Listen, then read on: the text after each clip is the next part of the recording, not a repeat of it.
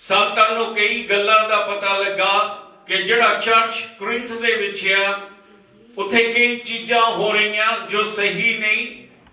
ਪਹਿਲਾਂ ਦੱਸਿਆ ਗਿਆ ਕਿ ਉਸ ਚਰਚ ਦੇ ਵਿੱਚ ਵੰਡੇ ਪਏ ਆ, ਕੋਈ ਕਹਿੰਦਾ ਸੀ ਅਪੋਲਸ ਦੇ ਆ, ਕੋਈ ਕਹਿੰਦਾ ਸੀ ਪੌਲ ਦੇ ਆ, ਤਾਂ ਕੋਈ ਕਹਿੰਦਾ ਸੀ ਕਿ ਅਸੀਂ ਕੈਫਾਸ ਜਾਂ ਸੰਤ ਪੀਟਰ ਦੇ ਆ।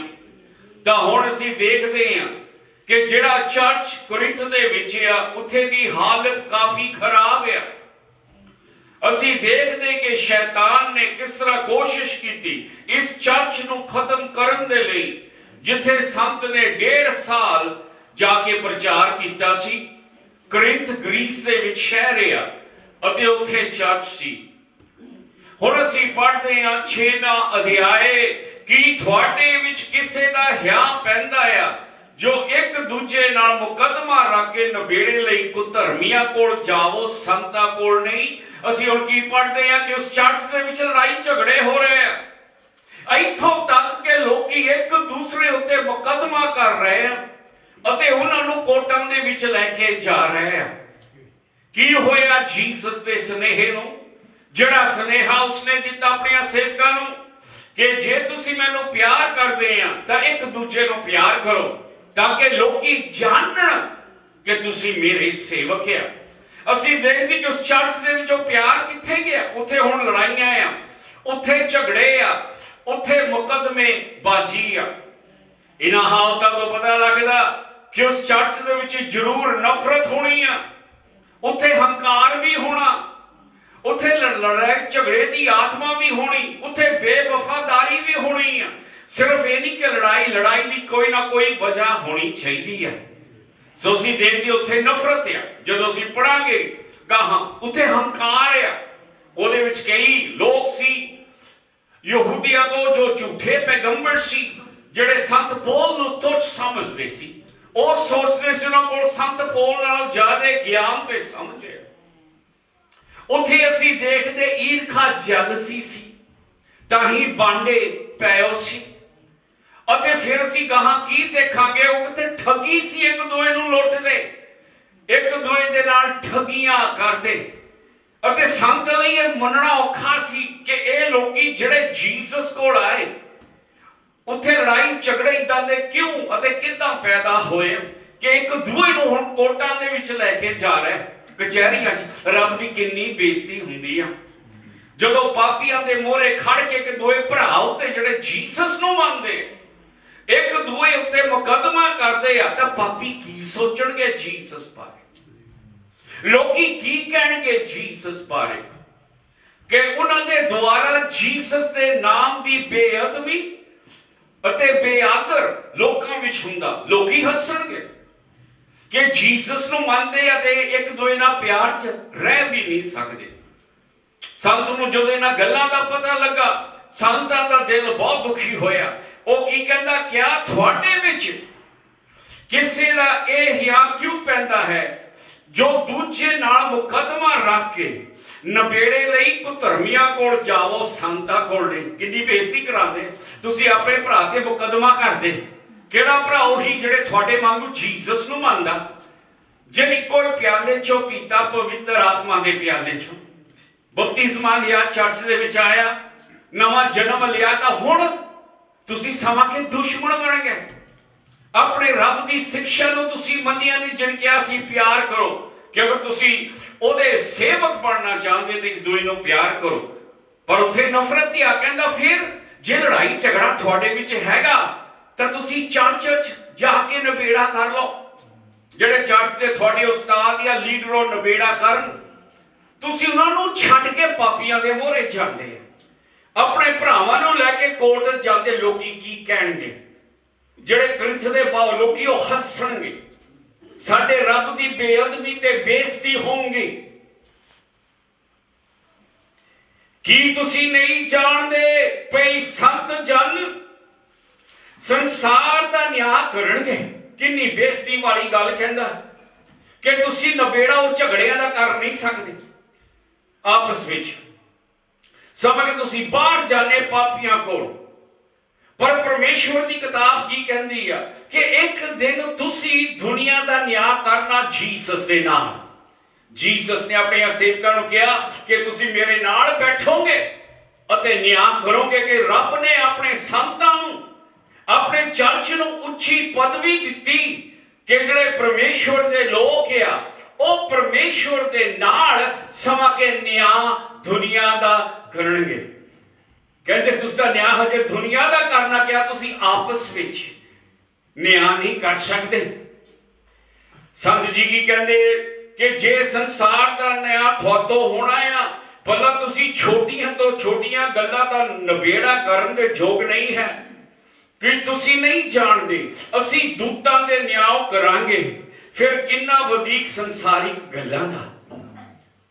ਸੰਤ ਕੀ ਕਹਿੰਦੇ ਕਿ ਗਾਹਾਂ ਅਸੀਂ ਕੀ ਜਾਣਦੇ ਕਿ ਤੁਸੀਂ ਸਿਰਫ ਲੋਕਾਂ ਦਾ ਨਿਆਂ ਨਹੀਂ ਕਰਨਾ, ਬਲਕਿ ਸ਼ੈਤਾਨ ਜਿਹੜੀਆਂ ਗਿਰੀਆਂ ਆਤਮਾਵਾਂ ਉਹਨਾਂ ਦਾ ਵੀ ਨਿਆਂ ਤੁਸੀਂ ਕਰਨਾ, ਕਿਉਂਕਿ ਰੱਬ ਦੇ ਨਿਆਂ ਤੋਂ ਕੋਈ ਬਚ ਨਹੀਂ ਸਕਦਾ, ਨਾ ਇਨਸਾਨ ਨਾ ਸ਼ੈਤਾਨ। ਉਹਦੇ ਨਿਆਂ ਤੋਂ ਸ਼ੈਤਾਨ ਵੀ ਬਚਿਆ ਨਹੀਂ, ਨਾ ਬਚ ਸਕਦਾ, ਬਲਕਿ ਸ਼ੈਤਾਨ ਪਰਮੇਸ਼ਵਰ ਦੇ ਨਿਆਂ ਦੇ ਥੱਲੇ ਆ। ਜਦੋਂ ਪਰਮੇਸ਼ਵਰ ਨੇ ਨਰਕ ਬਣਾਇਆ, ਉਸਨੇ ਨਰਕ ਬੰਦੇ ਲਈ ਨਹੀਂ ਸੀ ਬਣਾਇਆ, ਨਰਕ ਰੱਬ ਨੇ ਸ਼ੈਤਾਨ ਲਈ ਬਣਾਇਆ ਸੀ। ਕਿਉਂ? ਕਿਉਂਕਿ ਪਹਿਲਾ ਪਾਪ ਬੰਦੇ ਨੇ ਨਹੀਂ ਸੀ ਕੀਤਾ, ਪਹਿਲਾ ਪਾਪ ਆਤਮਾਵਾਂ ਨੇ ਕੀਤਾ, ਪਹਿਲਾ ਪਾਪ ਸ਼ੈਤਾਨ ਤੇ ਨਾ ਫਰਿਸ਼ਤਿਆਂ ਨੇ ਕੀਤਾ ਜਿਹੜੇ ਸਵਰਗ ਤੋਂ ਥੱਲੇ ਸਿੱਟੇ ਗਏ ਸੀ। ਸੋ ਰੱਬ ਨਰਕ ਬੰਦੇ ਲਈ ਨਹੀਂ ਬਣਾਉਂਦਾ, ਉਹ ਸ਼ੈਤਾਨ ਲਈ ਬਣਾਉਂਦਾ। ਬੰਦੇ ਲਈ ਉਹ ਕਿਉਂ ਬਣਾਵੇ? ਬੰਦੇ ਨੇ ਪਾਪ ਵੀ ਨਹੀਂ ਕੀਤਾ ਹਜੇ, ਪਹਿਲਾ ਪਾਪ ਸ਼ੈਤਾਨ ਨੇ ਕੀਤਾ। ਨਰਕ ਰੱਬ ਨੇ ਸ਼ੈਤਾਨ ਲਈ ਬਣਾਇਆ। ਆਉਣ ਵਾਲੀ ਸਜ਼ਾ ਅੱਗ ਦੇ ਵਿੱਚ ਪਰਮੇਸ਼ਵਰ ਨੇ ਬੰਦੇ ਲਈ ਨਹੀਂ ਬਲਕਿ ਸ਼ੈਤਾਨ ਲਈ ਬਣਾਈ ਸੀ। ਪਰ ਅਫਸੋਸ ਦੀ ਗੱਲ ਆ ਕਿ ਇਨਸਾਨ ਵੀ ਉਸੇ ਹੀ ਅੱਗ ਦੇ ਵਿੱਚ ਜਲੋ। ਅਫਸੋਸ ਦੀ ਗੱਲ ਆ ਕਿ ਆਦਮੀ ਵੀ ਉਸੇ ਨਰਕ ਦੇ ਵਿੱਚ ਜਾਓ, ਕਿਉਂਕਿ ਆਦਮੀ ਨੇ ਵੀ ਪਾਪ ਕੀਤਾ ਜਿਸ ਤਰ੍ਹਾਂ ਸ਼ੈਤਾਨ ਨੇ ਪਾਪ ਕੀਤਾ। ਸ਼ੈਤਾਨ ਦਾ ਪਾਪ ਕੀ ਸੀ?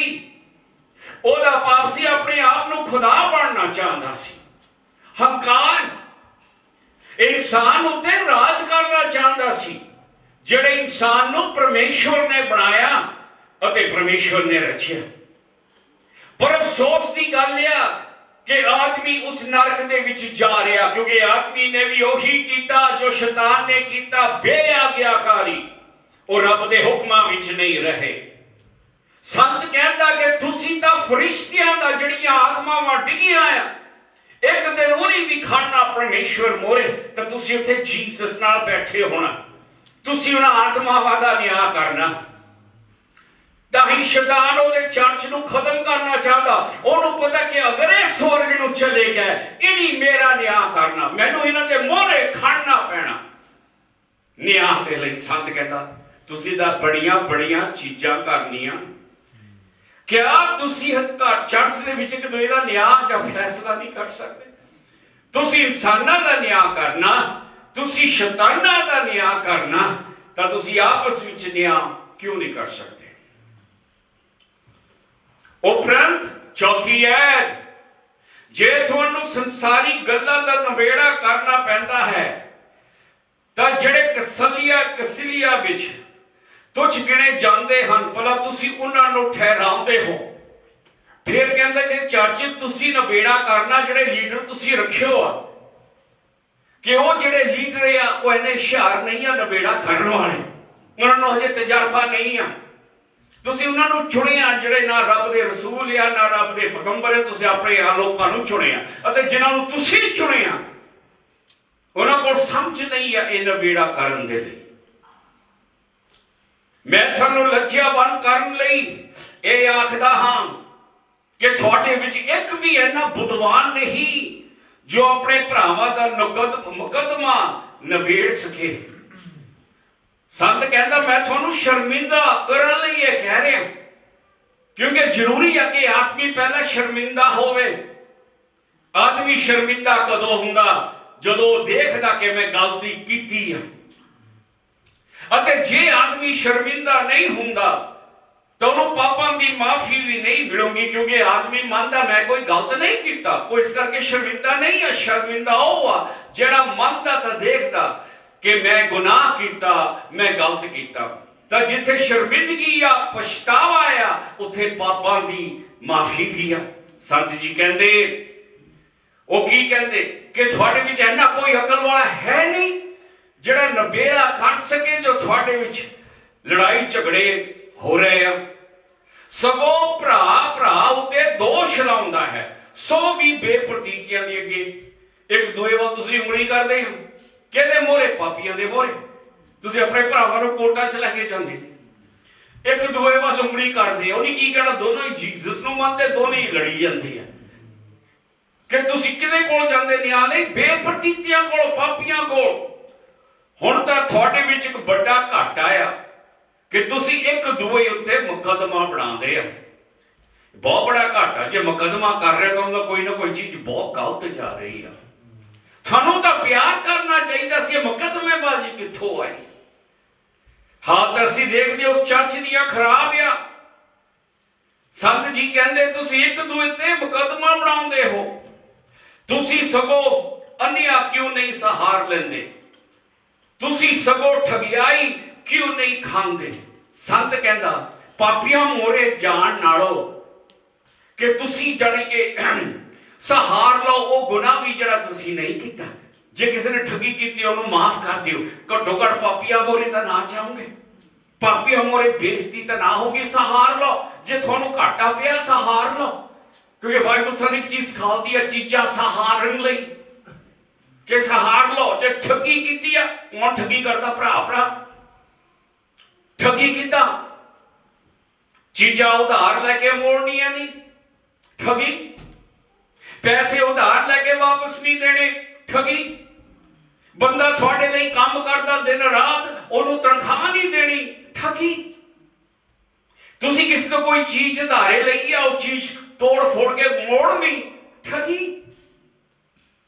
कि कई बार असीं भी अपने भरावां भैणां नाल ठगी करते हैं। तो संत कहते चीज़ां रब दे चर्च दे विच होणियां नहीं चाहीदियां, ताकि रब की बदनामी ना होवे, ओदे नाम की बेइज्जती ना होवे। पर ग्रंथ दे विच असीं की पढ़दे आ? ठगी। एक दूए नूं लुੱਟदे, एक दूए दे नाल हेराफेरिया करदे, ठगी करदे। देखण दे विच असीं देखदे आ कि ओ जीसस दे लोक भी नहीं आ, उन्हां विचों गुण हजे है नहीं। ताही संत ने की किया सी पिछे कि तुसी हजे कौन आ? बच्चे। तुसी गभरू नहीं होए रब च, तुसी जवान नहीं होए रब दे विच, तुसी हजे बच्चे ने। थानू हजे दुध पिलाया जांदा, साधारण गल्लां भी जड़ियां आम आ वो थानू सिखाणियां पैंदियां, दसणियां पैंदियां। तुसी हजे गभरू नहीं हो, फिर थोड़े मूहां विच हजे चमचा आ कि तुसी गभरू नहीं होए। संत कहंदा थोड़े विच एक बड़ा घाटा सतनीयत फिर तू पढ़दे हैं। तुसी एक दूए उत्ते मुकदमा बनाउंदे आ, तुसी सगों अन्याय क्यों नहीं सहारदे? तुसी सगों ठगाई क्यों नहीं खांदे? पर तुसी आपे अन्याय ते ठगी करदे हो, वो भी भरावां नाल। कितनी बुरी गल है। किहनूं तुसी लुੱਟदे आ? उन्हां नूं जिहड़े जीसस नूं मनदे आ, अपने घुर भाइयां जां घुर भैणां नूं लुੱਟदे आ। कि कितनी बुरी गल है, तुसीं उन्हां नूं लुੱਟदे जिहड़े तुहाडे रब नूं मनदे आ। संत जी कहंदे ठगी करदे हो किहदे नाल? अपने भरावां नाल, अथवा तुसीं नहीं जानदे। संत कहंदा कुधर्मी लोग परमेश्वर के अधिकार नहीं होंगे, ध्यान दे विच रखण वाला। संत जी कहंदे की कहंदे? धोखा ना खाओ, क्योंकि शैतान हमेशा धोखा दो। कई बार जदों असीं ये गल्लां सुनते हैं, शैतान कहोगे तेरे बारे नहीं आ, ओहदे बारे है। संत कहंदा धोखा ना खा। लोकी कहते रब ने नरक नूं नहीं सटना, जदों नरक दा वेला आउणा लोकां ने रोना, रब नूं तरस आ जाना, उन लोकां नूं माफ कर देना। संत जी की कहंदे धोखा ना खाओ। ये लोकां दे विचार आ, पर जिहड़े रब दे बचन की कहंदे, कहंदा जमीन स्वर्ग अपनी जगह तो हिल सकदे आ, पर जिहड़े मेरे बचन आ वो कदे नहीं हिलणगे। उस दिन जिहड़ा नबेड़ा होना, न्याय होना, वो साडियां सोचां मुताबिक नहीं होना। जिहड़ा साडा न्याय होना ਉਹ ਲੋਕਾਂ ਦੇ ਵਿਚਾਰਾਂ ਮੁਤਾਬਿਕ ਨਿਆਂ ਨਹੀਂ ਹੋਣਾ। ਜਿਹੜਾ ਸਾਡਾ ਨਿਆਂ ਹੋਣਾ, ਜੋ ਪਾਸਟਰ ਸਾਹਿਬ ਕਹਿੰਦੇ ਆ ਉਹਦੇ ਮੁਤਾਬਿਕ ਨਹੀਂ ਹੋਣਾ। ਰੱਬ ਦਾ ਜਿਹੜਾ ਸਾਡਾ ਨਿਆਂ ਆ ਉਹ ਰੱਬ ਦੇ ਬਚਨਾਂ ਦੇ ਮੁਤਾਬਿਕ ਹੋਣਾ। ਉਹਦੇ ਬਚਨਾਂ ਨੇ ਸਾਡਾ ਨਿਆਂ ਕਰਨਾ, ਕਿ ਜੋ ਉਹਦੇ ਬਚਨ ਸਾਨੂੰ ਕਹਿੰਦੇ ਆ, ਜੋ ਉਹਦੇ ਬਚਨ ਸਾਨੂੰ ਦੱਸਦੇ ਆ। ਸੰਤ ਕੀ ਕਹਿੰਦਾ? ਧੋਖਾ ਨਾ ਖਾਓ। ਲੋਕੀ ਤੁਹਾਨੂੰ ਗਲਤ ਨਾ ਕਹਿ ਕੇ ਕੁਛ ਨਹੀਂ ਹੁੰਦਾ, ਕੁਛ ਨਹੀਂ ਹੁੰਦਾ। ਕਹਿੰਦਾ ਧੋਖਾ ਨਾ ਖਾਓ, ਹੋਊਗਾ ਜੋ ਰੱਬ ਕਹਿੰਦਾ ਹੋਊਗਾ। ਕਈ ਵਾਰੀ ਪਾਸਟਰ ਸਾਹਿਬ ਕਹਿੰਦੇ ਕੋਈ ਨਾ ਦੂਸਰਾ ਵਿਆਹ ਕਰਾ ਲਿਆ ਤਾਂ ਕਿ ਸਾਰੀ ਦੁਨੀਆ ਕਰਾਉਂਦੀ, ਉਹ ਰੱਬ ਮਾਫ ਕਰ ਦੂ। ਪਰ ਬਾਈਬਲ ਕੀ ਕਹਿੰਦੀ? ਧੋਖਾ ਨਾ ਖਾਓ, ਕਿ ਜੇ ਤੁਹਾਡਾ ਤੀਵੀਂ ਆਦਮੀ ਜੀਂਦਾ ਤੁਸੀਂ ਦੁਬਾਰਾ ਵਿਆਹ ਨਹੀਂ ਕਰ ਸਕਦੇ। ਧੋਖਾ। ਕਈ ਵਾਰੀ ਚਰਚ ਦਾ ਲੀਡਰ ਤੁਹਾਨੂੰ ਧੋਖੇ ਵਿੱਚ ਪਾਉਂ, ਗਲਤ ਦੱਸੂਗਾ, ਲੋਕੀ ਤੁਹਾਨੂੰ ਗਲਤ ਦੱਸਣਗੇ। ਸੰਤ ਜੀ ਇੱਥੇ ਕਹਿੰਦੇ ਫਿਕਰਾ ਪੜਨ ਵਾਲਾ, ਫਿਕਰਾ ਸੁਣਨ ਵਾਲਾ, ਫਿਕਰਾ ਦਿਮਾਗ ਦੇ ਵਿੱਚ ਰੱਖਣ ਵਾਲਾ। ਸੰਤ ਜੀ ਕਹਿੰਦੇ ਧੋਖਾ ਨਾ ਖਾ। ਐਵੇਂ ਲੋਕੀ ਤੁਹਾਨੂੰ ਐਵੇਂ ਨਾ ਕਹਿਣ ਕੁਛ ਨਹੀਂ ਹੁੰਦਾ, ਤਾਂ ਕੀ ਆ, ਨਿੱਕਾ ਜਿਹਾ ਪਾਪ ਆ, ਕੁਛ ਨਹੀਂ। ਕਹਿੰਦਾ ਧੋਖਾ ਨਾ ਖਾਏ। ਲੋਕੀ ਤੁਹਾਨੂੰ ਗਲਤ ਨਾ ਪਾਣ, ਤੁਹਾਡੀਆਂ ਸੋਚਾਂ ਤੁਹਾਨੂੰ ਗਲਤ ਨਾ ਪਾਣ। ਕਹਿੰਦਾ ਮੈਂ ਤੁਹਾਨੂੰ ਸੱਚਾਈ ਦੱਸਦਾ। ਸਬਜੀ ਕੀ ਕਹਿੰਦੇ? ਫਿਰ ਤੂੰ ਪੜਦੇ ਆ 9ਵੀਂ ਐਤ, ਅਥਵਾ ਤੁਸੀਂ ਨਹੀਂ ਜਾਣਦੇ ਕੁਧਰਮੀ ਮਤਲਬ ਜਿਹੜੇ ਲੋਕ ਪਾਪ ਕਰਨ ਵਾਲੇ ਪਰਮੇਸ਼ਵਰ ਦੇ ਰਾਜ ਦੇ ਅਧਿਕਾਰੀ ਨਹੀਂ ਹੋਣਗੇ। ਜਿਹੜੇ ਲੋਕੀ ਬੁਰੀਆਈ ਪਾਪ ਕਰਦੇ ਆ, ਕਹਿੰਦਾ ਧੋਖਾ ਨਾ ਖਾਇਓ। ਉਹ ਸਵਰਗ ਨੂੰ ਨਹੀਂ ਜਾ ਸਕਣਗੇ, ਚਾਹੇ ਉਹ ਚਰਚ ਨੂੰ ਜਾਂਦੇ ਆ ਜਾਂ ਚਰਚ ਦੇ ਕੰਮਾਂ ਵਿੱਚ ਹਿੱਸਾ ਲੈਂਦੇ ਆ, ਜਾਂ ਉਹ ਮਤਲਬ ਪਵਿੱਤਰ ਆਤਮਾ ਦੇ ਨਾਲ ਭਰਿਓ ਆ। ਪਰ ਅਗਰ ਉਹ ਬੁਰੀਆਈ ਕਰਨ ਤਾਂ ਉਹ ਨਰਕ ਨੂੰ ਜਾਣਗੇ, ਸਵਰਗ ਦੇ ਰਾਜ ਵਿੱਚ ਨਹੀਂ ਜਾ ਸਕਦੇ। ਕੀ ਕਹਿੰਦਾ? ਧੋਖਾ ਨਾ ਖਾਇਓ। ਲੋਕੀ ਨਾ ਤੁਹਾਨੂੰ ਕਹਿਣ ਕੁਛ ਨਹੀਂ ਹੁੰਦਾ, ਕੁਛ ਨਹੀਂ ਹੁੰਦਾ। ਤੁਹਾਡਾ ਦਿਮਾਗ ਨਾ ਕਵੇ ਕੁਛ ਨਹੀਂ ਹੁੰਦਾ, ਕੁਛ ਨਹੀਂ ਹੁੰਦਾ। ਹਾਂ, ਗਲਤੀ ਹਰ ਇਨਸਾਨ ਕਰਦਾ। ਬੜੇ ਬੜੇ ਪੈਗੰਬਰਾਂ ਨੇ ਗਲਤੀ ਕੀਤੀ। ਬਾਈਬਲ ਕੀ ਕਹਿੰਦਾ? ਸਾਰਿਆਂ ਨੇ ਪਾਪ ਕੀਤਾ। ਪਰ ਪਰਮੇਸ਼ਵਰ ਚਾਹੁੰਦਾ ਕਿ ਅਸੀਂ ਮੁੜੀਏ, ਇਹ ਨਹੀਂ ਕਿ ਉਹਦੇ ਵਿੱਚ ਰਹੀਏ, ਕਿ ਜੇ ਅਸੀਂ ਡਿੱਗ ਪਏ ਆ ਤਾਂ ਅਸੀਂ ਮੁੜ ਕੇ ਉੱਠੀਏ। ਸੰਤ ਕੀ ਕਹਿੰਦਾ? ਧੋਖਾ ਨਾ ਖਾਓ, ਨਾ ਹਰਾਮਕਾਰੀ। ਹਰਾਮਕਾਰੀ ਕਿਹੜਾ ਪਾਪ? ਹਰਾਮਕਾਰੀ ਉਹ ਤੀਵੀਂ ਆਦਮੀਆਂ ਨਾਲ ਜਾਣਾ ਜਿਨ੍ਹਾਂ ਦਾ ਵਿਆਹ ਨਹੀਂ ਹੋਇਆ, ਉਹਨਾਂ ਦੇ ਨਾਮ ਕਾਮ ਵਾਸ਼ਨਾ ਕਰਨੀ, ਉਹਨੂੰ ਹਰਾਮਕਾਰੀ ਦਾ ਪਾਪ ਕਹਿੰਦੇ। ਉਹਦਾ ਮਤਲਬ ਵਿਆਹ ਤੋਂ ਬਾਹਰ ਹਰਾਮਕਾਰੀ ਦਾ ਪਾਪ ਹੈ। ਵਿਆਹ ਕੱਲੀ ਚੀਜ਼ ਹੈ ਜਿਹੜਾ ਰੱਬ ਪ੍ਰਵਾਨ ਕਰਦਾ, ਅਤੇ ਤੀਵੀਂ ਆਦਮੀ ਅਗਰ ਵਿਆਹ ਦੇ ਵਿੱਚ ਸੰਗ ਕਰਦੇ ਆ ਤਾਂ ਰੱਬ ਮਨਜ਼ੂਰ ਕਰਦਾ। ਸਮਝ ਕੇ ਉਹ ਸੰਗ ਪਵਿੱਤਰ ਆ, ਕਿਉਂਕਿ ਉਹਦੀ ਮਰਜ਼ੀ ਦੇ ਵਿੱਚ ਹੈ। ਪਰ ਜਿਹੜਾ ਵਿਆਹ ਤੋਂ ਬਾਹਰ ਹੁੰਦਾ ਆ ਉਹਦੀ ਮਰਜ਼ੀ ਦੇ ਵਿੱਚ ਨਹੀਂ, ਉਹ ਹੈ ਪਾਪ। ਉਹਨੂੰ ਕਹਿੰਦੇ ਆ ਹਰਾਮਕਾਰੀ ਦਾ ਪਾਪ, ਕਿ ਉਹਨਾਂ ਦਾ ਵਿਆਹ ਨਹੀਂ ਹੋਇਆ ਪਰ ਉਹ ਫੇਰ ਵੀ ਸੰਗ ਕਰਦੇ ਆ। ਸੰਤ ਜੀ ਕਹਿੰਦਾ ਖਿਆਲ ਰੱਖਿਓ, ਹਰਾਮਕਾਰੀ ਨਾ ਮੂਰਤੀ ਪੂਜਕ। ਕਈ ਵਾਰੀ ਅਸੀਂ ਕਹਿੰਦੇ ਨਾ ਜੀ ਨਾ, ਅਸੀਂ ਮੂਰਤੀ ਨਹੀਂ ਪੂਜਦੇ, ਨਾ ਅਸੀਂ ਮੂਰਤੀਆਂ ਮੋਰੇ ਮੱਥਾ ਟੇਕਦੇ ਆ। ਪਰ ਬਾਈਬਲ ਕੀ ਕਹਿੰਦੀ? ਸਾਨੂੰ ਸਮਝਾਉਂਦੀ ਕਿ ਮੂਰਤੀ ਉਹ ਨਹੀਂ ਜਿਹੜੀ ਪੱਥਰ ਦੀ ਬਣੀ ਹੋ, ਮੂਰਤੀ ਉਹ ਨਹੀਂ ਜਿਹੜੀ ਲੱਕੜੀ ਦੀ ਬਣੀ ਹੋ। ਅੱਜ ਕੱਲ ਦੀਆਂ ਮੂਰਤੀਆਂ ਬੋਲਦੀਆਂ ਆ, ਅੱਜ ਕੱਲ ਦੀਆਂ ਮੂਰਤੀਆਂ ਗੱਲਾਂ ਕਰਦੀਆਂ, ਅੱਜ ਕੱਲ ਦੀਆਂ ਮੂਰਤੀਆਂ ਜੀਂਦੀਆਂ ਜਾਗਦੀਆਂ। ਕਈ ਵਾਰੀ ਟੈਲੀਵਿਜ਼ਨ ਸਾਡੀ ਮੂਰਤੀ ਬਣ ਜਾਂਦਾ, ਸਾਡੇ ਰੱਬ ਦੇ ਵਿਚਾਲੇ ਖੜਾ। ਅਸੀਂ ਟੈਲੀ ਦੇਖਾਂਗੇ ਪਰ ਰੱਬ ਲਈ ਟਾਈਮ ਨਹੀਂ ਕੱਢਾਂਗੇ। ਅੱਜ ਚਰਚ ਨੂੰ ਨਹੀਂ ਜਾਣਾ, ਫੁੱਟਬਾਲ ਲੱਗਾ, ਅੱਜ ਮੈਂ ਘਰ ਰਹਿਣਾ। ਅੱਜ ਕੱਲ ਦੀਆਂ ਮੂਰਤੀਆਂ ਬੋਲਦੀਆਂ ਆ, ਗੱਲਾਂ ਕਰਦੀਆਂ। ਅੱਜ ਕੱਲ ਦੀਆਂ ਮੂਰਤੀਆਂ ਤੁਰਦੀਆਂ ਫਿਰਦੀਆਂ। ਸੋ ਜਿਹੜੀ ਚੀਜ਼ ਸਾਡੇ ਤਾਂ ਰੱਬ ਵਿਚਾਲੇ ਖੜਦੀ ਆ ਉਹ ਮੂਰਤੀ ਹੈ। ਉਹ ਚੀਜ਼ ਨੂੰ ਅਸੀਂ ਪਰਮੇਸ਼ਵਰ ਦੀ ਜਗ੍ਹਾ ਦਿੱਤੀ ਆ। ਅੱਛਾ, ਪਹਿਲਾ ਪਾਪ ਅਸੀਂ ਦੇਖਿਆ ਹਰਾਮਕਾਰੀ। ਫਿਰ ਅਸੀਂ ਦੇਖਦੇ ਦੂਆ ਪਾਪ ਜਨਾਕਾਰ। ਜਨਾਕਾਰ ਜਿਹਨੂੰ ਅੰਗਰੇਜ਼ੀ ਵਿੱਚ ਅਡਲਟਰੀ ਕਹਿੰਦੇ ਆ। ਜਨਾਕਾਰ ਆ ਜਦੋਂ ਆਦਮੀ ਆਪਣੀ ਤੀਵੀਂ ਨੂੰ ਛੱਡ ਕੇ ਹੋਰ ਕਿਸੇ ਨਾਲ ਵਿਆਹ ਕਰਾ ਦਿੰਦਾ, ਜਾਂ ਤੀਵੀਂ ਆਪਣੇ ਆਦਮੀ ਨੂੰ ਛੱਡ ਕੇ ਹੋਰ ਬੰਦੇ ਨਾਲ ਵਿਆਹ ਕਰਦੀ ਆ, ਉਹ ਜਨਾ ਦਾ ਪਾਪ ਆ। ਕਿਉਂਕਿ ਦੋਨਾਂ ਦੇ ਪਤੀ ਜਾਂ ਪਤਨੀਆਂ ਜੀਂਦੀਆਂ ਉਹਨਾਂ ਨੂੰ ਛੱਡ ਕੇ ਹੋਰ ਵਿਆਹ ਕੀਤਾ ਜਾਂਦਾ। ਕਈ ਚਰਚ ਵਾਲੇ ਵੀ ਕਹਿਣਗੇ ਠੀਕ ਆ, ਕਈ ਚਰਚਾਂ 'ਚ ਵੀ ਅੱਜ ਕੱਲ੍ਹ ਤੁਸੀਂ ਟੀਵੀ ਛੱਡ ਕੇ ਹੋਰ ਟੀਵੀ ਲੈ ਕੇ ਵਿਆਹ ਕਰ ਸਕਦੇ, ਤੁਹਾਨੂੰ ਪਾਦਰੀ ਸਾਹਿਬ ਆਸ਼ੀਰਵਾਦ ਦੇਣਗੇ। ਬਾਈਬਲ ਕਹਿੰਦੀ ਹੈ ਗਲਤ ਹੈ। ਤਾਂ ਹੀ ਸੰਤ ਕੀ ਕਹਿੰਦਾ, ਧੋਖਾ ਨਾ ਖਾਓ।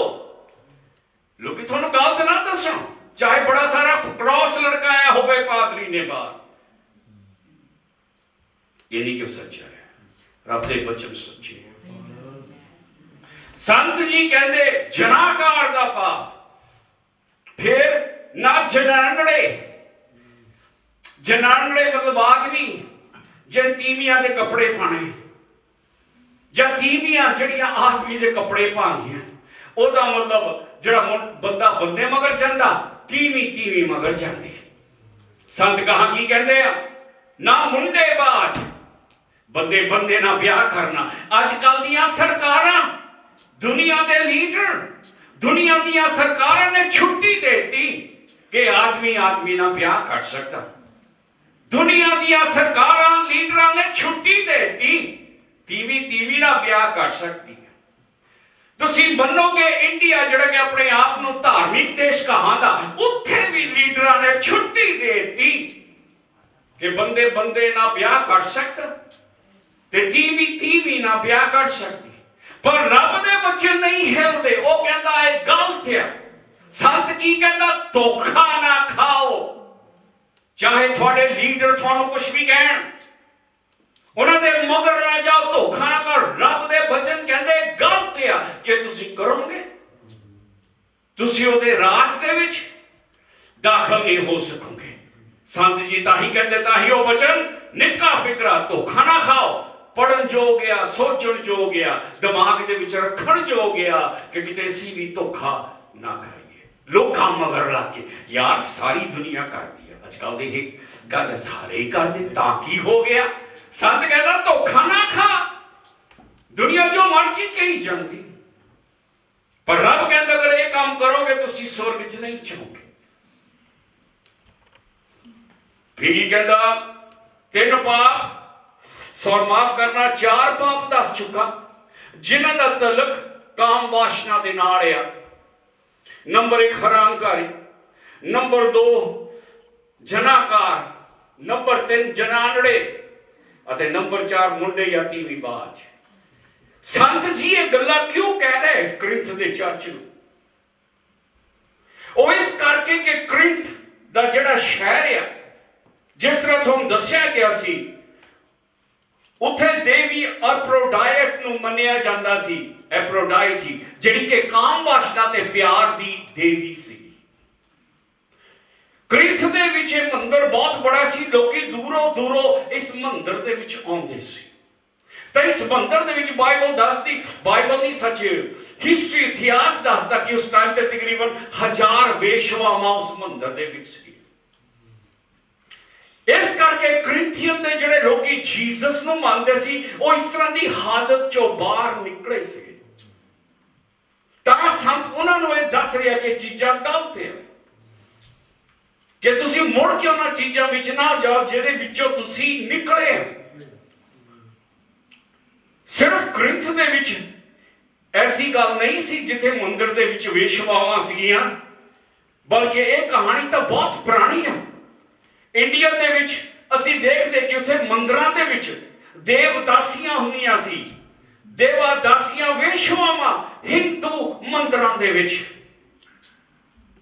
ਅਤੇ ਨਾ ਵੇਸ਼ਵਾਵਾਂ ਨੂੰ ਗੀਤ ਨੱਚਣਾ ਸਿਖਾਇਆ ਜਾਂਦਾ ਸੀ, ਦੇਵਤਿਆਂ ਦੀ ਪੂਜਾ ਕਰਨੀ ਸਿਖਾਈ ਜਾਂਦੀ ਸੀ। ਅਤੇ ਜਿਹੜੇ ਉੱਥੇ ਦੇ ਪੁਜਾਰੀ ਸੀ ਉਹਨਾਂ ਔਰਤਾਂ ਨੂੰ ਵਰਤਦੇ ਸੀ, ਤਾਂ ਜਿਹੜੇ ਉੱਥੇ ਪੂਜਾ ਲਈ ਆਉਂਦੇ ਸੀ। ਤਾਂ ਇਹ ਦੇਵਦਾਸੀਆਂ ਇੰਡੀਆ 'ਚ ਬਹੁਤ ਪੁਰਾਣੇ ਚਿਰਾਂ ਤੋਂ ਸੀ, ਇਹ ਹਿਸਟਰੀ ਹੈ। ਪਰ ਉਹਨਾਂ ਨੂੰ ਇਹ ਨਹੀਂ ਪਤਾ ਕਿੰਨਾ ਪੁਰਾਣਾ। ਉਹ ਸੋਚਦੇ ਕਿ ਬੁੱਧਾ ਦੇ ਟਾਈਮ ਦੇ ਵਿੱਚ ਵੀ ਦੇਵਦਾਸੀਆਂ ਜਾਂ ਦੇਵਾਦਾਸੀਆਂ ਸੀ। ਸੋ ਇਹ ਸਿਰਫ ਗ੍ਰੀਕ ਜਾਂ ਕਰਿੰਥ ਬਾਰੇ ਨਹੀਂ, ਹੋਰ ਦੁਨੀਆ ਦੇ ਦੇਸ਼ਾਂ ਦੇ ਵਿੱਚ ਵੀ ਕਾਮ ਵਾਸ਼ਨਾ ਤੇ ਪਿਆਰ ਦੀ ਦੇਵੀ ਦੀ ਪੂਜਾ ਕੀਤੀ ਜਾਂਦੀ ਸੀ, ਜਾਂ ਉਹਨਾਂ ਮੰਦਿਰਾਂ ਵਿੱਚ ਵੇਸ਼ਵਾਵਾਂ ਸੀ। ਤਾਂ ਜਦੋਂ ਅਸੀਂ ਬਾਈਬਲ ਪੜ੍ਹਦੇ ਹਾਂ, ਬਾਈਬਲ ਦੇ ਵਿੱਚ ਵੀ ਜਿਹੜੇ ਕਿ ਰੱਬ ਦੱਸਦਾ ਉਹ ਦੇਸ਼ਾਂ ਵਾਂਗੂ ਨਾ ਬਣੋ ਜਿੱਥੇ ਦੀਆਂ ਚੀਜ਼ਾਂ ਹੁੰਦੀਆਂ। ਤਾਂ ਸੰਤ ਉਹਨਾਂ ਲੋਕਾਂ ਨੂੰ ਬਾਰ-ਬਾਰ ਦੱਸ ਰਿਹਾ, ਕਿਉਂਕਿ ਕਰਿੰਥੀਅਨ ਲੋਕੀ ਉਹ ਸ਼ਹਿਰ ਦੇ ਰਹਿਣ ਵਾਲੇ ਜਿੱਥੇ ਵੇਸ਼ਵਾਵਾਂ ਸੀਗੀਆਂ, ਜਿੱਥੇ ਖੁੱਲ੍ਹਾ ਸੈਕਸ ਸੀ। ਤਾਂ ਉਹਨਾਂ ਨੂੰ ਦੱਸ ਰਿਹਾ ਕਿ ਅਗਰ ਤੁਸੀਂ ਇਹ ਚੀਜ਼ਾਂ ਕਰੀ ਜਾਓਗੇ ਤੁਸੀਂ ਸਵਰਗ ਨੂੰ ਨਹੀਂ ਜਾਓਗੇ। ਇਹ ਰੱਬ ਦੇ ਖਿਲਾਫ। ਤਾਂ ਹੀ ਕਹਿੰਦਾ ਕੋਈ ਤੁਹਾਨੂੰ ਧੋਖੇ ਵਿੱਚ ਨਾ ਪਾਵੇ। ਫਿਰ ਸੰਤ ਕੀ ਕਹਿੰਦਾ, ਫਿਰ ਤੁਸੀਂ ਪੜ੍ਹਦੇ ਆ ਜਿੱਥੇ ਉਸਨੇ ਕਿਹਾ 9ਵੀਂ ਐਤ, ਅਥਵਾ ਤੁਸੀਂ ਨਹੀਂ ਜਾਣਦੇ ਕੁਧਰਮੀ ਲੋਕ ਪਰਮੇਸ਼ਵਰ ਦੇ ਰਾਜ ਦੇ ਅਧਿਕਾਰੀ ਨਹੀਂ ਹੋਣਗੇ। ਧੋਖਾ ਨਾ ਖਾਓ। ਲੋਕੀ ਤੁਹਾਨੂੰ ਧੋਖੇ ਵਿੱਚ ਨਾ ਪਾਉਣ। ਕੁਛ ਨਹੀਂ ਹੁੰਦਾ, ਕੁਛ ਨਹੀਂ ਹੁੰਦਾ। ਕਹਿੰਦਾ ਹੋਊਗਾ ਨਾ ਹਰਾਮਕਾਰ, ਨਾ ਮੂਰਤੀ ਪੂਜਕ, ਨਾ ਜਨਾਕਾਰ, ਨਾ ਜਨਾਨੜੇ, ਨਾ ਮੂਰਤੀ ਮੁੰਡੇਬਾਜ਼, ਨਾ ਚੋਰ, ਨਾ ਲੋਭੀ, ਨਾ ਸ਼ਰਾਬੀ, ਨਾ ਗਾਲਾਂ ਕੱਢਣ ਵਾਲੇ, ਨਾ ਲੁਟੇਰੇ। ਕਹਿੰਦੇ ਤੁਸੀਂ ਹੇਰਾ ਫੇਰੀਆਂ ਕਰਦੇ, ਭਰਾਵਾਂ ਨਾਲ ਠੱਗੀ ਕਰਦੇ। ਰੱਬ ਦੇ ਵਚਨ ਕਹਿੰਦੇ ਲੁਟੇਰੇ ਜਿਹੜੇ ਠੱਗੀ ਕਰਦੇ ਉਹ ਵੀ ਰੱਬ ਦੇ ਰਾਜ ਵਿੱਚ ਜਾ ਨਹੀਂ ਸਕਣਗੇ। ਜੇ ਤੁਸੀਂ ਇਸ ਪਾਪ ਦੇ ਵਿੱਚ ਹੀ ਰਹੇ ਤੁਸੀਂ ਸਵਰਗ ਖੋ ਬੈਠੋਗੇ। ਚਾਹੇ ਤੁਸੀਂ ਇਸ ਵੇਲੇ ਪਵਿੱਤਰ ਆਤਮਾ ਵਿੱਚ ਹੈ, ਪਰ ਅਗਰ ਇਹ ਚੀਜ਼ਾਂ ਕਰੀ ਜਾਓਗੇ ਤਾਂ ਤੁਸੀਂ ਮੁਕਤੀ ਖੋ ਬੈਠੋਗੇ। ਤੁਹਾਨੂੰ ਕੋਈ ਧੋਖੇ ਵਿੱਚ ਨਾ ਪਾਵੇ। ਤੁਹਾਡੇ ਬਾਕੀ ਦੇ ਲੀਡਰ ਜੋ ਮਰਜ਼ੀ ਕਹੀ ਜਾਣ, ਕੁਛ ਨਹੀਂ ਹੁੰਦਾ, ਰੱਬ ਮਾਫ ਕਰੂ। ਪਰ ਕਹਿੰਦਾ ਮੈਂ ਤੁਹਾਨੂੰ ਕਹਿੰਦਾ ਧੋਖਾ ਨਾ ਖਾਇਓ, ਕਿਉਂਕਿ ਰੱਬ ਪਵਿੱਤਰ ਹੈ, ਉਹਦਾ ਘਰ ਪਵਿੱਤਰ ਹੈ। ਫਿਰ ਸਾਂਝੀ ਕਹਿੰਦੇ ਤੁਹਾਡੇ ਵਿੱਚੋਂ ਕਈ ਇਹੋ ਜਿਹੇ ਹਨ, ਪਰ ਪ੍ਰਭੂ ਯਿਸੂ ਮਸੀਹ ਦੇ ਨਾਮ ਤੋਂ ਸਾਡੇ ਪਰਮੇਸ਼ਵਰ ਦੇ ਆਤਮਾ ਤੋਂ ਤੁਸੀਂ ਧੋਤੇ ਗਏ, ਤੁਸੀਂ ਪਵਿੱਤਰ ਕੀਤੇ ਗਏ, ਤੁਸੀਂ ਧਰਮੀ ਠਹਿਰਾਏ ਗਏ। ਰੱਬ ਨੇ 3 ਚੀਜ਼ਾਂ ਕੀਤੀਆਂ। ਉਹ ਕਰਿੰਥੀਅਨ ਦੇ ਲੋਕੋ ਕਹਿੰਦਾ ਤੁਸੀਂ ਵੀ ਉਦਾਂ ਦੇ ਸੀ, ਤੁਸੀਂ ਵੀ ਉਹ ਦੇਵੀ ਦੇ ਮੰਦਰਾਂ ਜਾ ਕੇ ਪੂਜਦੇ ਸੀ, ਵੇਸ਼ਵਾਵਾਂ ਮਗਰ ਤੁਸੀਂ ਜਾਂਦੇ ਸੀ। ਪਰ ਜਦੋਂ ਪ੍ਰਚਾਰ ਜੀਸਸ ਦਾ ਹੋਇਆ ਤੁਸੀਂ ਮਾਫੀ ਮੰਗੀ, ਤੁਸੀਂ ਆਪਣੇ ਪਾਪਾਂ ਤੋਂ ਜੀਸਸ ਵੱਲ ਮੁੜੇ, ਤਾਂ ਰੱਬ ਨੇ ਕੀ ਕੀਤਾ? ਉਸਨੇ 3 ਚੀਜ਼ਾਂ ਕੀਤੀਆਂ। ਪਰਮੇਸ਼ਵਰ ਦੀ ਆਤਮਾ ਨੇ ਕੀ ਕੀਤਾ? ਪਹਿਲਾਂ ਤੁਸੀਂ ਧੋਤੇ ਗਏ, ਰੱਬ ਨੇ ਤੁਹਾਨੂੰ ਮਾਫ ਕੀਤਾ। ਉਸਨੇ ਤੁਹਾਡੇ ਸਾਰੇ ਗੁਨਾਹ ਮਾਫ ਕਰ ਦਿੱਤੇ। ਤੁਹਾਡੀ ਆਤਮਾ ਨੂੰ ਉਸਨੇ ਸਾਫ਼ ਕਰ ਦਿੱਤਾ। ਕੀ ਕਹਿੰਦਾ? ਤੁਸੀਂ ਧੋਤੇ ਗਏ। ਤੇ ਸੰਤ ਜੀ ਕਹਾ ਕੀ ਕਹਿੰਦੇ? ਤੁਸੀਂ ਪਵਿੱਤਰ ਕੀਤੇ ਗਏ। ਤੁਸੀਂ ਪਾਪੀ ਸੀ, ਪਰ ਰੱਬ ਨੇ ਤੁਹਾਨੂੰ ਆਪਣੀ ਪਵਿੱਤਰਤਾਈ ਦੇ ਵਿੱਚ ਲਿਆਂਦਾ। ਉਸਨੇ ਤੁਹਾਨੂੰ ਪਵਿੱਤਰ ਬਣਾਇਆ। ਸਿਰਫ ਪਵਿੱਤਰ ਨਹੀਂ ਬਣਾਇਆ, ਧਰਮੀ ਠਹਿਰਾਇਆ। ਉਹਦਾ ਮਤਲਬ ਤੁਹਾਡਾ ਰਿਸ਼ਤਾ ਰੱਬ ਨਾਲ ਸਹੀ ਹੋਇਆ। ਤੁਸੀਂ ਜਿਹੜੇ ਦੂਰ ਸੀਗੇ ਨੇੜੇ ਆਏ, ਜੋ ਦੁਸ਼ਮਣ ਸੀਗੇ ਦੋਸਤ ਬਣੇ, ਜੋ ਭਟਕਦੇ ਸੀ ਉਹ ਸਿੱਧੇ ਰਾਹ ਤੇ ਆਏ, ਕਿਉਂਕਿ ਉਸਨੇ ਤੁਹਾਨੂੰ ਧੋਤਾ, ਉਸਨੇ ਤੁਹਾਨੂੰ ਪਵਿੱਤਰ ਕੀਤਾ, ਉਸਨੇ ਤੁਹਾਨੂੰ ਧਰਮੀ ਠਹਿਰਾਇਆ, ਉਸਨੇ ਤੁਹਾਨੂੰ ਆਪਣੇ ਬਾਲ ਬੱਚੇ ਬਣਾਇਆ। ਸਾਰੀਆਂ ਚੀਜ਼ਾਂ ਮੇਰੇ ਲਈ ਯੋਗ ਆ। ਧਿਆਨ ਰੱਖਣਾ ਚਾਹੀਦਾ। ਕਈ ਚੀਜ਼ਾਂ ਅਸੀਂ ਖਾ ਸਕਦੇ ਹਾਂ, ਕਰ ਸਕਦੇ, ਖਾਸ ਕਰਕੇ ਖਾਣੇ ਦੀ ਗੱਲ ਕਰ ਰਿਹਾ ਗਾ। ਮੈਂ ਮਾਸ ਵੀ ਖਾ ਸਕਦਾ ਜਾਂ ਮੈਂ ਫਲ ਵੀ ਖਾ ਸਕਦਾ। ਮੇਰੇ ਲਈ ਸਾਰੀਆਂ ਚੀਜ਼ਾਂ ਯੋਗ ਆ ਕਹਿੰਦਾ। ਧਿਆਨ ਰੱਖੋ, ਪਰੰਤੂ ਸਭੇ ਲਾਭਦਾਇਕ ਨਹੀਂ। ਪਰ ਸਾਰੀਆਂ ਚੀਜ਼ਾਂ ਦਾ ਜ਼ਰੂਰੀ ਨਹੀਂ ਕਿ ਫਾਇਦਾ ਹੁੰਦਾ। ਕਈ ਚੀਜ਼ਾਂ ਆਪਾਂ ਏਦਾਂ ਦੀਆਂ ਖਾਂਦੇ ਜਿਹੜੇ ਨੁਕਸਾਨ ਵਾਲੀਆਂ ਵੀ ਆ। ਸਾਰੀਆਂ ਚੀਜ਼ਾਂ ਲਈ ਮੇਰੇ ਯੋਗ ਹਨ। ਮੈਂ ਕਿਸੇ ਚੀਜ਼ ਦੇ ਅਧੀਨ ਨਹੀਂ ਹੋਊਗਾ। ਚਾਹੇ ਮੈਂ ਸਾਰਾ ਕੁਝ ਕਰ ਸਕਦਾ, ਖਾ ਪੀ ਸਕਦਾ, ਖਾਣ ਬਾਰੇ ਗੱਲ ਕਰ ਰਹਾ, ਪਰ ਕਹਿੰਦਾ ਮੈਂ ਕਿਸੇ ਚੀਜ਼ ਨੂੰ ਆਪਣੇ ਉੱਤੇ ਰਾਜ ਨਹੀਂ ਕਰਨ ਦਊਗਾ। ਇਹ ਨਹੀਂ ਹੋਵੇ ਕਿ ਮੈਂ ਉਹਨੂੰ ਕੀ ਕਰਦੇ ਖਾਣੇ ਦਾ ਭਿਖਾਰੀ ਬਣ ਜਾਵਾਂ, ਗੁਲਾਮ ਬਣ ਜਾਵਾਂ। ਕਈ ਬੰਦੇ ਖਾਈ ਜਾਂਦੇ ਉਹਨਾਂ ਦਾ ਧਿਆਨ ਖਾਣੇ 'ਚ ਹੀ ਹੈ। ਕੀ ਬਣਾਇਆ ਤੁਸੀਂ ਅੱਜ? ਕੱਢ ਲਈ ਹੁਣ ਉਹ ਗੁਲਾਮ ਬਣ ਕੇ ਖਾਣ ਦੇ ਹੀ ਕਹਿੰਦਾ ਮੈਂ ਕਿਸੇ ਚੀਜ਼ ਦਾ ਗੁਲਾਮ ਨਹੀਂ ਬਣਨਾ। ਸਾਨੂੰ ਕਿਸੇ ਚੀਜ਼ ਦਾ ਗੁਲਾਮ ਨਹੀਂ ਬਣਨਾ ਚਾਹੀਦਾ। ਕੀ ਕਹਿੰਦਾ? ਭੋਜਨ ਪੇਟ ਦੇ ਲਈ, ਪੇਟ ਭੋਜਨ ਦੇ ਲਈ ਆ, ਪਰ ਪਰਮੇਸ਼ਵਰ ਉਹਦਾ ਨਾਲੇ ਇਹਨਾਂ ਦਾ ਨਾਸ਼ ਕਰੇਗਾ। ਸੋ ਰੱਬ ਕੀ ਕਹਿੰਦਾ? ਜਿਹੜਾ ਢਿੱਡ ਆ ਉਹ ਖਾਣੇ ਲਈ ਆ ਤੇ ਖਾਣਾ ਢਿੱਡ ਲਈ ਆ। ਰੱਬ ਦਾ ਕੋਈ ਤਲਕ ਨਹੀਂ। ਪਰ ਕਹਿੰਦਾ ਨਹੀਂ ਕਿ ਜਿਹੜਾ ਪੇਟ ਆ ਜਾਂ ਜੋ ਸੀਗਾ ਉਹ ਸਾਰੀਆਂ ਚੀਜ਼ਾਂ ਦਾ ਅੰਤ ਹੋਣ ਵਾਲਾ, ਨਾਸ਼ ਹੋਣਗੀਆਂ। ਪਰ ਸਰੀਰ ਹਰਾਮਕਾਰੀ ਲਈ ਨਹੀਂ, ਪ੍ਰਭੂ ਲਈ ਹੈ। ਪ੍ਰਭੂ ਸਰੀਰ ਲਈ ਹੈ। ਹੁਣ ਅਸੀਂ ਦੇਖਦੇ ਕਿ ਰੱਬ, ਅਸੀਂ ਸੋਚਦੇ ਮੰਦਿਰਾਂ ਵਿੱਚ ਰਹਿੰਦਾ। ਲੋਕੀ ਸੋਹਣੇ ਸੋਹਣੇ ਸੰਗਮਰਮਰ ਦੇ ਮੰਦਿਰ ਬਣਾਉਂਦੇ, ਚਰਚ ਬਣਾਉਂਦੇ, ਸੋਚਦੇ ਕਿ ਰੱਬ ਉੱਥੇ ਹੈ। ਕੋਈ ਬਿਮਾਰੀ, ਦੁੱਖ, ਤਕਲੀਫ ਹੋਵੇ, ਉਹ ਜਗ੍ਹਾ ਦੇ ਵਿੱਚ ਜਾਂਦੇ ਕਿ ਉੱਥੇ ਰੱਬ ਬੈਠਾ ਮਿਲੂਗਾ, ਪ੍ਰਾਰਥਨਾ ਸੁਣੂਗਾ, ਜ਼ਰੂਰ ਜਵਾਬ ਦਊਗਾ। ਪਰ ਰੱਬ ਦੇ ਬਚਨ ਕਹਿੰਦੇ ਗਲਤ ਆ। ਰੱਬ ਘਰਾਂ ਵਿੱਚ ਨਹੀਂ ਰਹਿੰਦਾ। ਰੱਬ ਸਾਡੇ ਬਣਾਏ ਹੋਏ ਮੰਦਿਰਾਂ ਦੇ ਵਿੱਚ ਨਹੀਂ ਰਹਿੰਦਾ। ਰੱਬ ਨੂੰ ਦਿਲਚਸਪੀ ਨਹੀਂ ਹੈ ਕਿਉਂਕਿ ਉਹ ਇੱਟਾਂ ਆ। ਇਹ ਰੱਬ ਜੀਂਦਾ ਜੀ ਦੀ ਚੀਜ਼ 'ਚ ਰਹਿਣਾ ਚਾਹੁੰਦਾ। ਰੱਬ ਨੇ ਕੀ ਕਿਹਾ?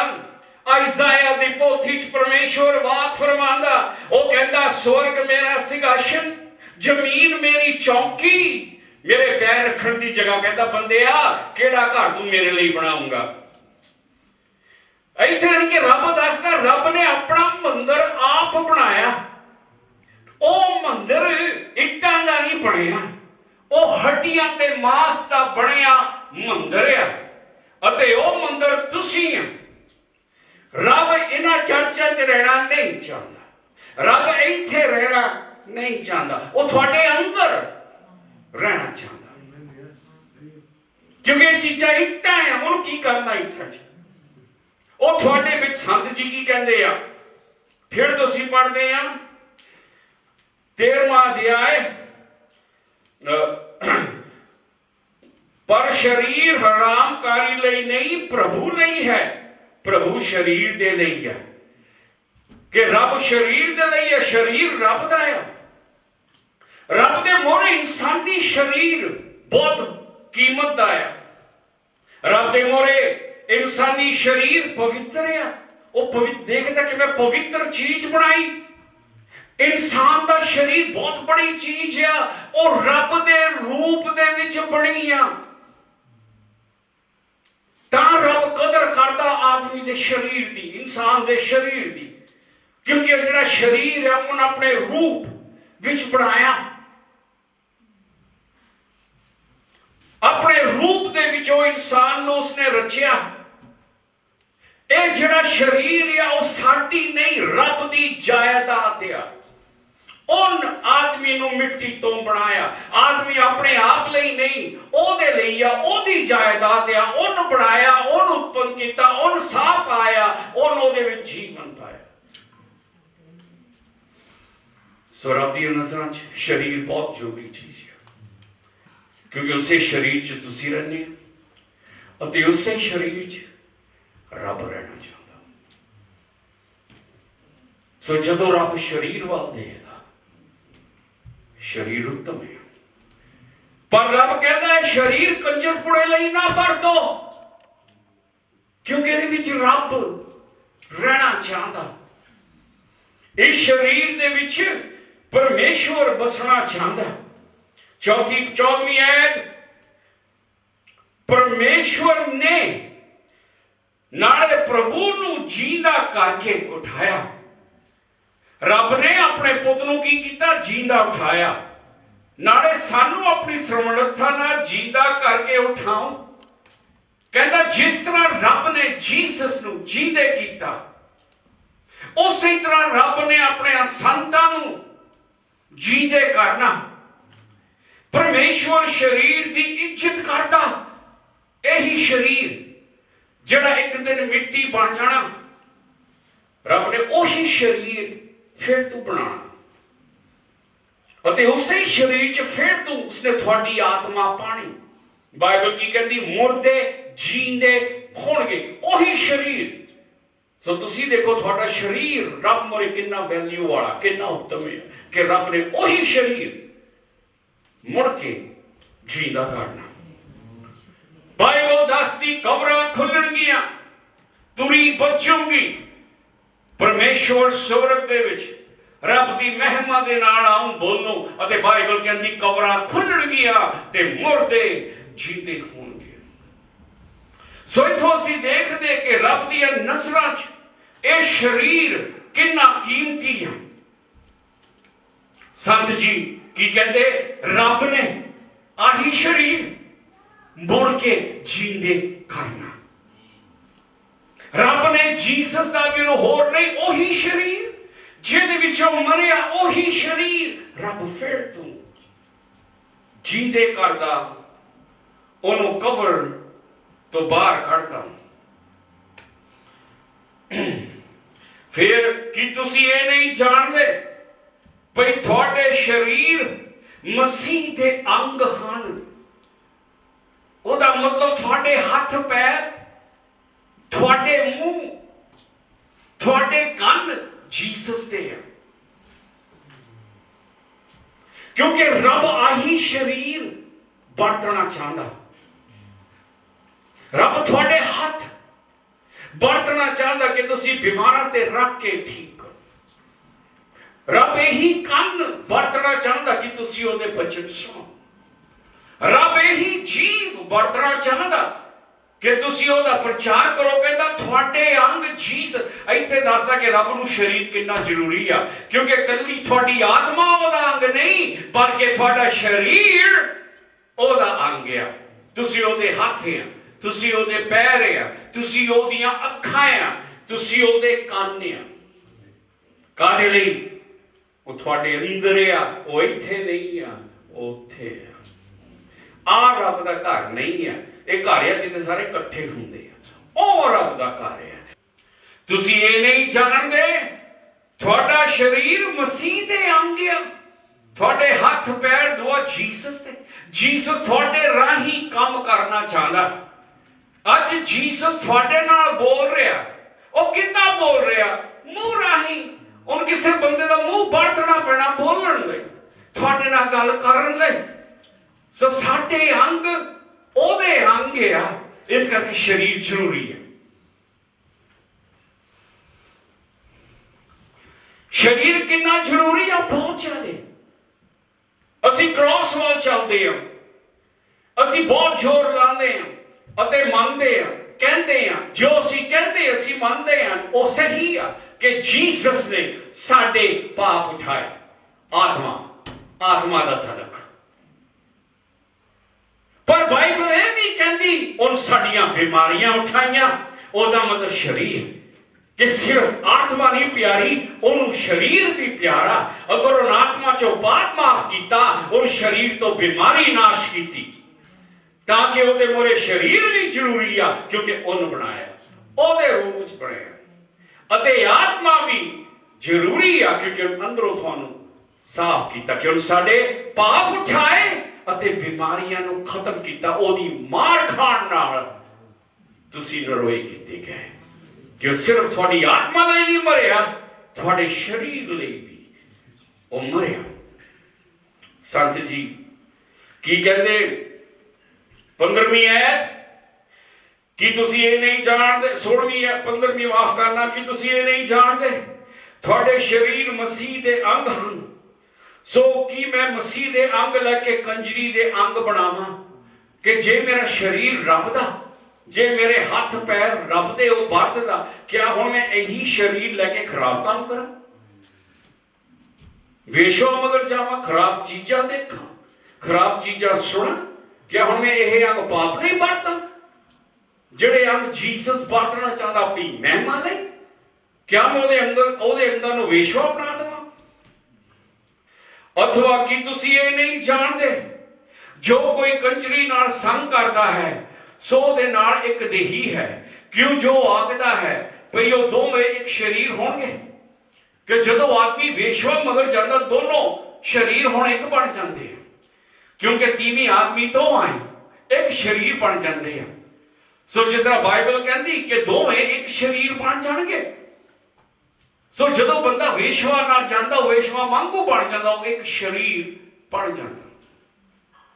ਪਰ ਜੇ ਕੋਈ ਪ੍ਰਭੂ ਨਾਲ ਮਿਲਿਆ ਆ, ਸੋ ਉਹਦੇ ਨਾਲ ਇੱਕ ਆਤਮਾ। ਪਰ ਉਸੇ ਤਰ੍ਹਾਂ ਜੇ ਆਦਮੀ ਰੱਬ ਨਾਲ ਮਿਲਦਾ, ਉਹਦੇ ਨਾਲ ਸੰਗਤ ਕਰਦਾ, ਉਹ ਫਿਰ ਦੋਨੋਂ ਇੱਕ ਆਤਮਾ ਬਣ ਜਾਂਦੇ ਆ। ਰੱਬ ਬੰਦੇ ਵਿੱਚ, ਬੰਦਾ ਰੱਬ ਦੇ ਵਿੱਚ। ਜਿਹਦਾ ਜੀਸਸ ਕਹਿੰਦਾ ਪਿਤਾ ਮੇਰੇ ਵਿੱਚ ਤਾਂ ਮੈਂ ਪਿਤਾ ਵਿੱਚ, ਨਾ ਸੱਚ ਤੁਸੀਂ ਮੇਰੇ ਵਿੱਚ ਤਾਂ ਮੈਂ ਤੁਹਾਡੇ ਵਿੱਚ। ਹਰਾਮਕਾਰੀ ਤੋਂ ਭੱਜੋ, ਕਹਿੰਦੇ ਨੇ ਪਾਪ ਤੋਂ ਦੂਰ। ਹਰੇਕ ਪਾਪ ਜੋ ਮਨੋਂ ਕਰਦਾ ਹੈ ਸੋ ਸਰੀਰ ਦੇ ਬਾਹਰ ਹੈ। ਜਿਹੜਾ ਹਰਾਮਕਾਰੀ ਕਰਦਾ ਆਪਣੇ ਸਰੀਰ ਦਾ ਪਾਪ ਕਰਦਾ ਹੈ। ਅਥਵਾ ਕੀ ਤੁਸੀਂ ਇਹ ਨਹੀਂ ਜਾਣਦੇ ਤੁਹਾਡੀ ਦੇਹੀ ਤੁਹਾਡੇ ਅੰਦਰ ਪਵਿੱਤਰ ਆਤਮਾ ਦਾ ਮੰਦਰ ਆ, ਜਿਹੜੀ ਤੁਹਾਨੂੰ ਪਰਮੇਸ਼ਵਰ ਵੱਲੋਂ ਮਿਲੀ ਹੈ। ਤੁਸੀਂ ਆਪਣੇ ਆਪ ਦੇ ਨਹੀਂ ਆ। ਹੁਣ ਇਹ ਸਰੀਰ ਸੰਤ ਕਹਿੰਦਾ ਤੁਹਾਡਾ ਨਹੀਂ। ਉਹ ਕ੍ਰਿਤ ਦੇ ਚਰਚ ਨੂੰ ਕਿਉਂ ਇਸ ਤਰ੍ਹਾਂ ਸਮਝਾ ਰਿਹਾ? ਤੁਹਾਨੂੰ ਮੈਂ ਦੱਸਿਆ ਉੱਥੇ ਦੇਵੀ ਦਾ ਮੰਦਰ ਸੀ, ਉੱਥੇ ਵੇਸ਼ਵਾਪੁਣਾ ਚੱਲ ਰਿਹਾ ਸੀ। ਉਦਾਂ ਦੇ ਮਾਹੌਲ ਤੋਂ ਹੀ ਲੋਕੀ ਬਾਹਰ ਨਿਕਲੇ ਸੀ, ਤਾਂ ਉਹਨਾਂ ਨੂੰ ਸੂਚਨਾ ਦੇ ਰਿਹਾ ਮੁੜ ਕੇ ਨਾ ਉੱਥੇ ਜਾਇਓ, ਕਿਉਂਕਿ ਰੱਬ ਹਰਾਮਕਾਰੀ ਪਸੰਦ ਨਹੀਂ ਕਰਦਾ। ਇਹ ਜਿਹੜੇ ਪਾਪ ਮਾਫ ਜਿਹੜੇ ਕਿ ਰੱਬ ਪਸੰਦ ਨਹੀਂ ਕਰਦਾ। ਕਿ ਤੁਹਾਡੀ ਆ ਜਿਹੜੀ ਹੁਣ ਸਰੀਰ ਆ ਪਵਿੱਤਰ ਆਤਮਾ ਤੁਹਾਡੇ ਸਰੀਰ ਚ ਆਈ, ਤੁਸੀਂ ਹੁਣ ਉਹਦੇ ਮੰਦਰ ਆ। ਉਹ ਤੁਹਾਨੂੰ ਪਰਮੇਸ਼ਵਰ, ਤੁਸੀਂ ਆਪਣੇ ਆਪ ਦੇ ਨਹੀਂ।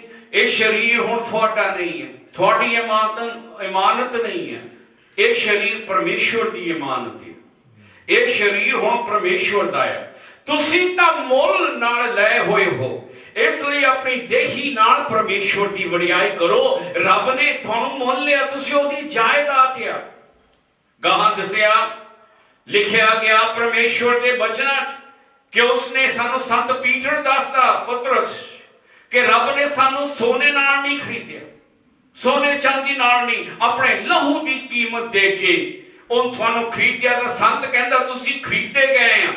ਇਹ ਦੇ ਤੁਹਾਡੀ ਨਹੀਂ, ਇਹ ਜਾਇਦਾਦ ਕਿਸੇ ਇਨਸਾਨ ਦੀ ਨਹੀਂ, ਤੁਸੀਂ ਪਰਮੇਸ਼ਵਰ ਦੀ ਜਾਇਦਾਦ। ਉਸਨੇ ਕੀਮਤ ਦਿੱਤੀ, ਉਸਨੇ ਕੀਮਤ ਤਾਰੀ, ਤੁਸੀਂ ਉਹਦੇ ਆ।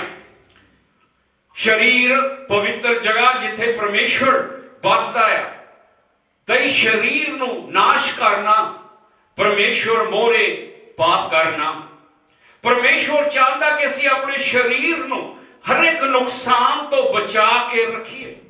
ਉਹ ਚੀਜ਼ਾਂ ਜਿਹੜੀਆਂ ਸਰੀਰ ਨੂੰ ਖਤਮ ਕਰਦੀਆਂ, ਜਿਸ ਤਰ੍ਹਾਂ ਡਰੱਗਸ, ਸਿਗਰਟ, ਕੈਂਸਰ ਹੁੰਦੀ ਹੈ। ਜਿਸ ਤਰ੍ਹਾਂ ਸ਼ਰਾਬੀ ਸ਼ਰਾਬ ਪੀਂਦਾ, ਉਹਦੀਆਂ ਲਿਵਰ ਕਿਡਨੀਆਂ ਜਾਂਦੀਆਂ। ਰੱਬ ਚਾਹੁੰਦਾ ਆਪਣੀ ਦੇਹ ਨੂੰ ਨਾਸ਼ ਨਾ ਕਰੋ, ਰੱਬ ਦੀ ਇਹ ਦੇਹ ਆ ਉਹਦੀ ਪ੍ਰਵਾਹ ਕਰੋ।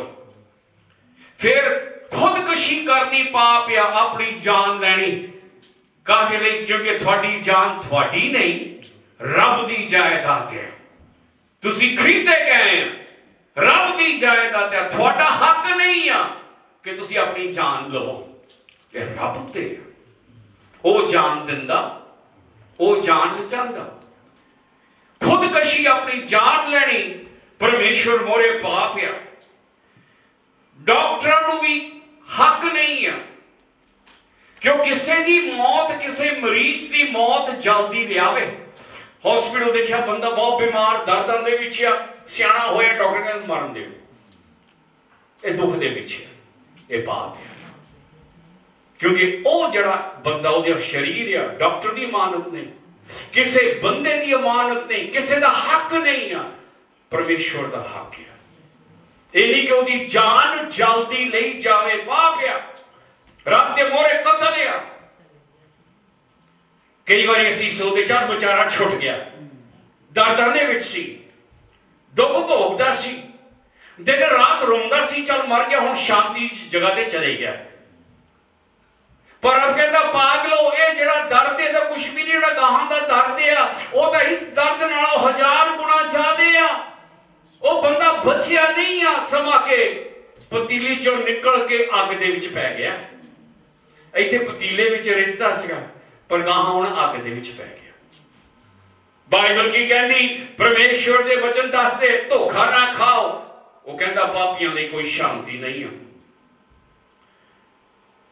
ਫਿਰ ਗਰਭਪਾਤ ਕਰਨਾ, ਅਬੋਰਸ਼ਨ ਜਾਂ ਬੱਚਾ ਗਿਰਾਣਾ, ਇਹ ਵੀ ਪਾਪ ਆ। ਕਿਉਂਕਿ ਉਹ ਜਿਹੜਾ ਬੱਚਾ ਆ, ਜਿਹੜਾ ਹੁਣ ਮਾਂ ਦੀ ਕੁੱਖ ਦੇ ਵਿੱਚ ਆ, ਉਹ ਰੱਬ ਦੀ ਜਾਇਦਾਦ ਆ।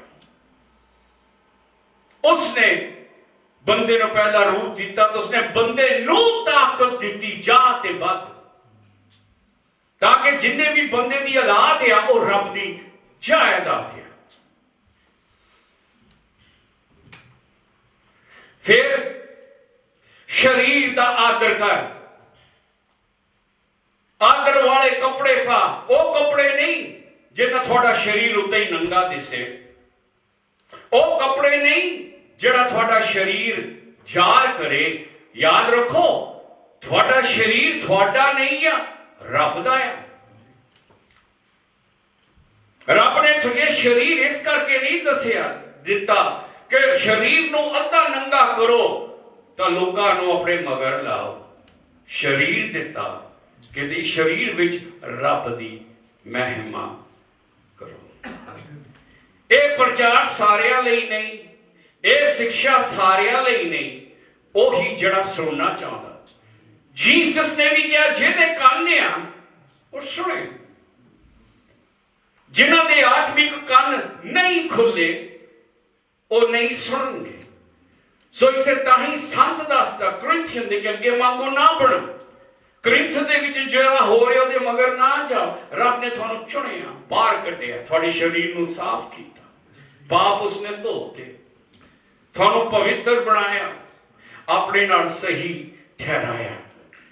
इस करके परमेश्वर दे वचन कहते कि धोखा ना खा। परमेश्वर सानू धोखा खाण तो बचा कि शैतान सानू भुलेखिਆਂ विच ना पावे। शैतान सानू धोखे विच ना पावे। पवित्र आत्मा राह दिखावे, पवित्र आत्मा मोरे मोरे जावे, पवित्र आत्मा विंगे राह सीधे करे, पवित्र आत्मा साडियां अनियां अखां नूं खोले।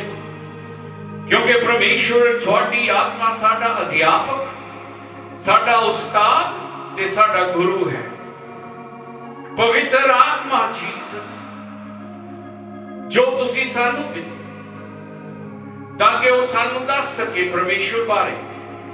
तुसी कहा जीसस के आत्मा में तो लैके थानू दसू अते सच्चाई दसू। इजराइल दे परमेश्वर, इब्राहिम, आइजक, जैकब दे परमेश्वर, थोड़ी पवित्र आत्मा प्रभु दसे, समझावे, ज्ञान बख्शे, अनपुणे नूं दूर करे।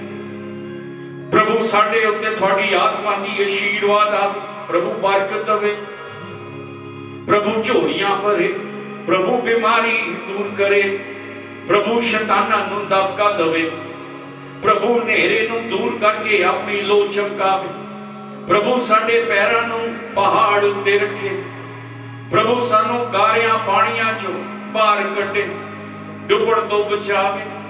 क्योंकि साडा भरोसा थोड़े नाम विच। तुसी इब्राहिम नूं कहा, इब्राहिम मैं तेरी ढाल ते मैं तेरा इनाम हां। उसी तरह परमेश्वर तुसी साडी ढाल ते तुसी साडे इनाम हो। इजराइल दे परमेश्वर जिस तरह असीं थोड़ी प्रार्थना करते, पिता सबना ते अपना हाथ रख, पिता हाथ रख सबना ते। साडे पिता जो स्वर्ग विच हैं, थोड़ा नाम पवित्र मनिया जाए, थोड़ा राज आवे, थोड़े हुक्मां ते चलिया जाए, जमीन ते जिस तरह स्वर्ग विच है। परमेश्वर सानू अज दा खाना दियो, साडे पापां नूं माफ करो, असीं सारियां नूं माफ कर दे जिन्नी साडे खिलाफ पाप कीते। सानू परीक्षा विच पैण तो बचाओ, सानू बुराई तो बचाओ। तुहाडा है राज, महिमा, शक्ति साडे प्रभु जीसस नाम द्वारा। आमीन।